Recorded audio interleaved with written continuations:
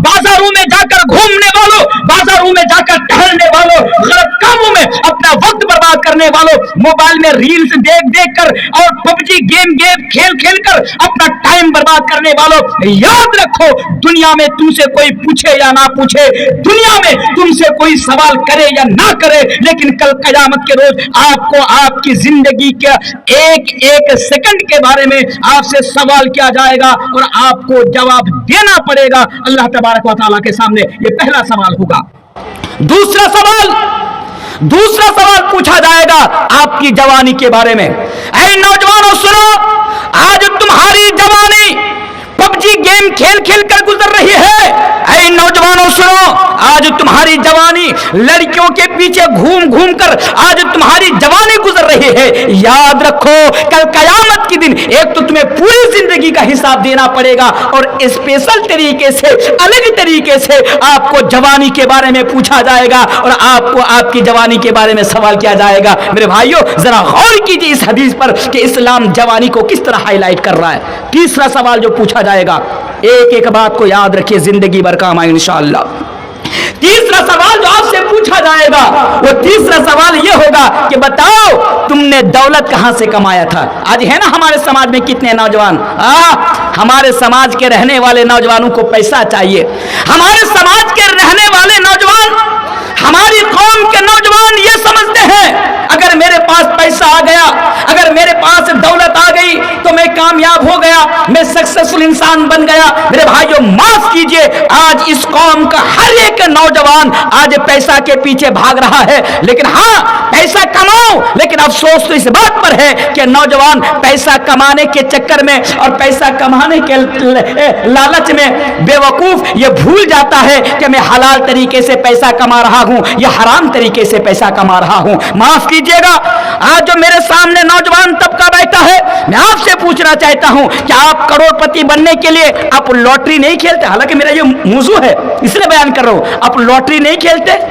बड़े अफसोस के साथ बताना पड़ रहा है कि हमारे समाज में कितने ऐसे गरीब लोग हैं, दिन में मजदूरी करके 300 रुपया दिहाड़ी कमाता है, 300 रुपया कमाता है और 300 रुपया कमाने के बाद वो रसाखुआ बाजार में जाता है, वो रसाखुआ हाट में जाता है और 150 रुपया की लॉटरी काट के घर में चला आता है।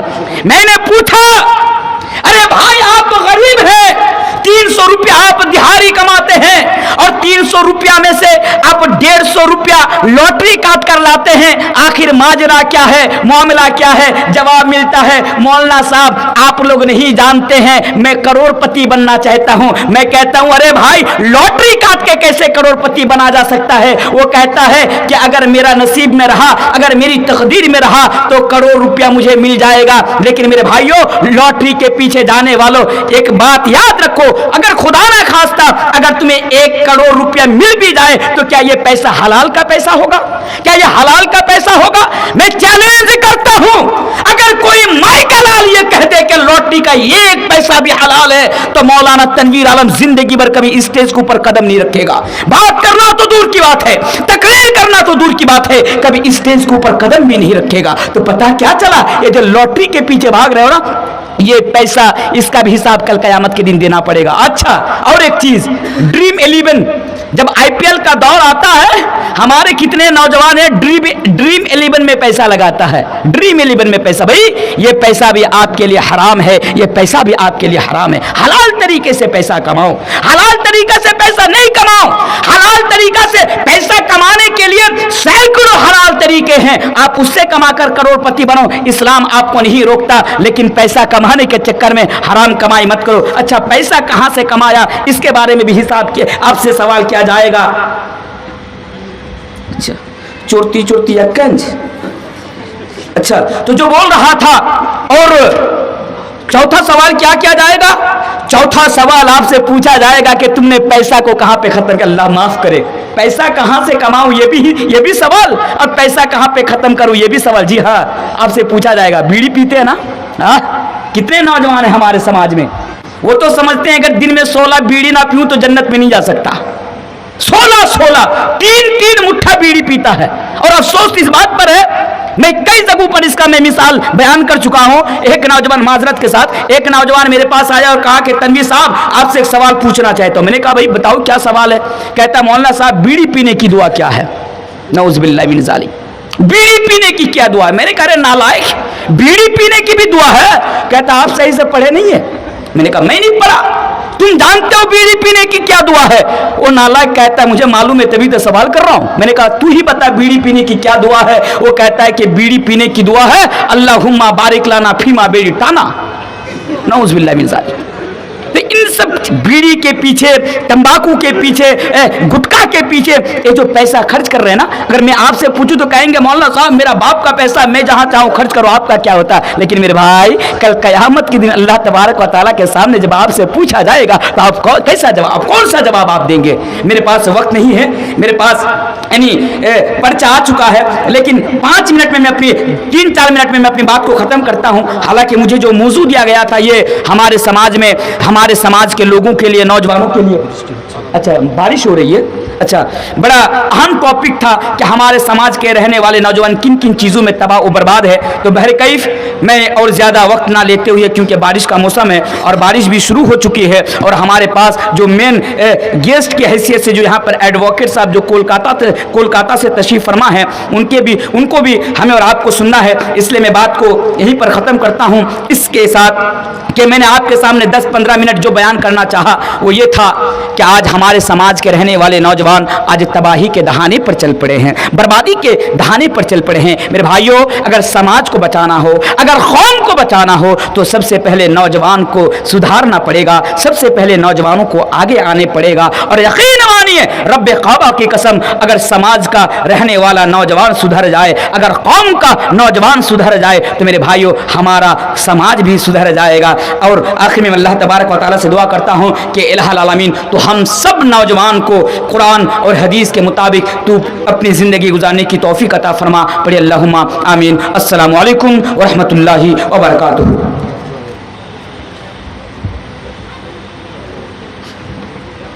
तमहीद, मुझे जो उन्वान मिला है, मुझे जो टॉपिक दिया गया है, मुझे जो विषय दिया गया है वो ये है कि नौजवान तबाही के दहाने पर। इस उन्वान को सामने रखते हुए चंद कीमती बातें मैं आप लोगों के सामने अर्ज करूंगा इंशाअल्लाह। मोहतरम सामिईन व सामिआत, अगर मैं इसको यूं कहूं कि आज हमारा समाज तबाही के दहाने पर है या बर्बादी के रास्ते पर है तो शायद मजमून अलग हो जाएगा, मजमून बदल जाएगा, लेकिन आज की जो मेरा जो उन्वान है इसकी हकीकत नहीं बदलेगी।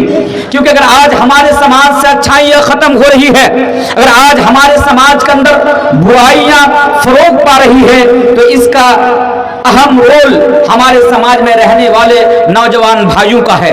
इसलिए कि याद रखिएगा इस बात को कि कोई भी समाज और कोई भी मुआशरा नौजवानों के बगैर कंप्लीट नहीं होता, नौजवानों के बगैर इनकम्प्लीट रहता है। क्योंकि नौजवान समाज का सरमाया है, नौजवान समाज का कैपिटल है और नौजवान समाज की जान है। और एक बात, आज मैं बुरहान की सरजमीन पर खड़ा होकर नौजवानों के ताल्लुक से बात करते हुए ये बात मैं आप लोगों के सामने कर जा रहा हूं।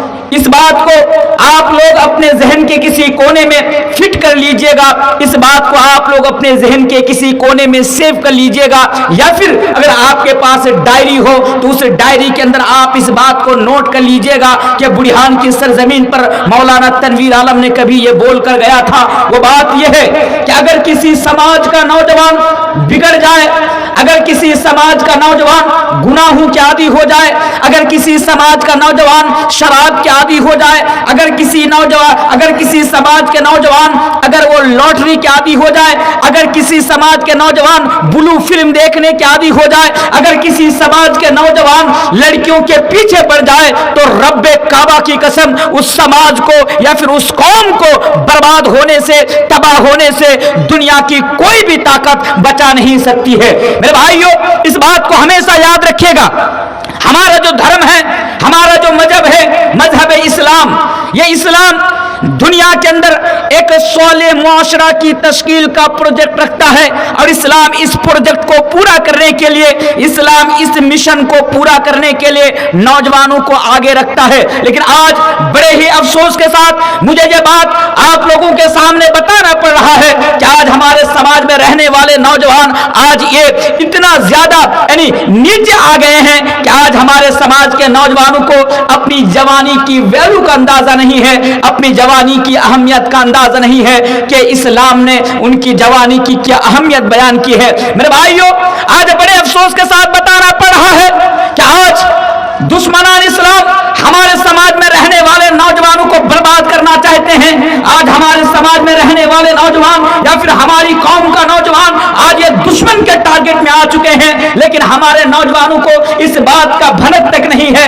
ہمارے سماج میں رہنے والے یا ہماری قوم کے نوجوانوں کو اس بات کا اندازہ بھی نہیں کہ آج وہ دشمنان اسلام کے ٹارگٹ میں آ چکے ہیں۔ تو میرے بھائیوں، آئیے اپنی بات کو شارٹ کرتے ہوئے آپ کو اور آگے لے کر جانا چاہتا ہوں۔ میرے سامنے جتنے بھی نوجوان بیٹھے ہوئے ہیں، آپ اس بات کو غور سے سنیے کہ اسلام نے آپ کی جوانی کو ہمیشہ ہائی لائٹ کیا ہے۔ اگر آپ قرآن اور حدیث کا صحیح سے مطالعہ کریں گے تو آپ کو پتا چلے گا، آپ کو معلوم ہوگا کہ ہمارا دھرم، ہمارا ریلیجن، ہمارا دین اسلام ہمیشہ نوجوانوں کو ہائی لائٹ کیا ہے، کیونکہ اسلام کیونکہ اللہ تبارک و تعالیٰ یہ جانتا ہے کہ نوجوانوں کے بغیر کوئی بھی کام پاسبل نہیں ہے، کوئی بھی کام ممکن نہیں ہے۔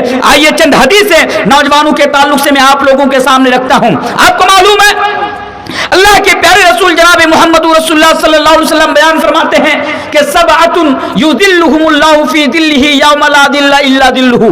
اے نوجوانوں، اس حدیث کو غور سے سنو کہ تمہاری جوانی کی کیا ویلو ہے اسلام کی نظر میں، تمہاری جوانی کی کیا اہمیت ہے اسلام کی نظر میں۔